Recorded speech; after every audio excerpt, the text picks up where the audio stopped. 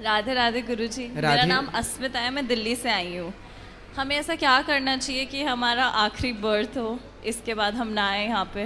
क्यों, क्या दिक्कत हो रही है आपको? कलयुग अच्छा नहीं है। क्या अच्छा नहीं लग रहा है आपको? परेशानियाँ होती हैं बहुत। क्या परेशानी है आपको? बहुत सारी, करियर में, फैमिली में, पर्सनल लाइफ में। देखो, परेशानियों का नाम ही जीवन है। आपने देखा होगा हॉस्पिटल में जब कोई बीमार पड़ता है ना और वेंटिलेटर पे होता है तो वहाँ एक मशीन होती है, उसमें लाइन यूं यूं चलती है, ऐसी चलती है ना, और लाइन सीधी हो गई मतलब मर गए, डेथ, मर गया। जब तक टेढ़ी लाइनें हैं, जब तक उतार चढ़ाव है, तब तक ही जीवन है। सीधा हुआ तो मर जाएगा आदमी। तो आपके जीवन में ये उतार चढ़ाव जो है, स्ट्रगल जो आप कर रहे हैं, करते रहिए। यहाँ जितने लोग बैठे हैं, ये दास अनिरुद्ध सहित, भगवान राम सहित, भगवान कृष्ण सहित, किसके जीवन में स्ट्रगल नहीं था? ये तो अच्छा है कि आप संसार में ना आए, प्रभु के शरण में रहने वाला बार बार जन्म मृत्यु में नहीं उलझता। लेकिन जब तक हो, हंस के रहो, खुश रहो, रो कर नहीं, परेशान होकर नहीं। ये तो चलता रहेगा, परेशानियां तो आएंगी जाएंगी, लेकिन उन परेशानियों के बाद भी आपको हैप्पी रहना चाहिए, खुश रहना चाहिए। ये जीवन है बेटा। इस संसार में ऐसा कौन है, एक को पकड़ के लाओ जिसके जीवन में दुख ना हो। बस किसी के जीवन में ज्यादा है, किसी के में थोड़ा सा कम है। कोई बता पाता है, कोई नहीं बता पाता। बाकियों को देख के ऐसा लगता है कि उनके जीवन में दुख नहीं है, ज्यादा मेरे में है। ना ना, आपका चलो क्या दुख है बताओ। अच्छा, कुछ कुछ कुछ बता दो। मतलब मैं बहुत कुछ करियर वाइज करना चाहती हूँ, वो हो नहीं रहा। ये दुख है।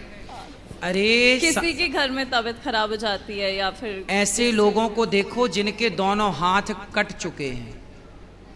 जरा सोचो कि जिसके दोनों हाथ नहीं है और उसके घर में करने वाला कोई नहीं है और उसे प्यास लगी हो तो पानी कैसे पीता होगा? कभी आपने सोचा है? मैंने ऐसे लोगों को भी देखा है जिनके दोनों पांव और दोनों हाथ नहीं है। अब बताओ कि उसे प्यास लगती होगी तो वो डिपेंड होता होगा ना दूसरों पर, भैया जरा हमें पानी पिला दो, भैया भूख लगी, कुछ खा नहीं सकता। तो दुखी तो वो है बेटा। तुम अपने हाथ से खा रही हो, तुम अपने पाँव पे चल रही हो, तुम अपनी आंखों से देख रही हो, तुम अपने कानों से सुन रही हो, तुम अपने मुंह से बोल रही हो।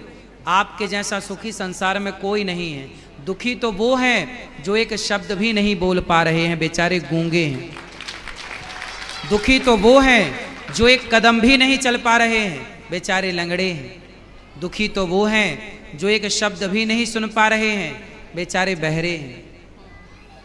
क्यों नहीं हम उन लोगों को देखते? हम क्यों अपने को ही हल्का मानते हैं?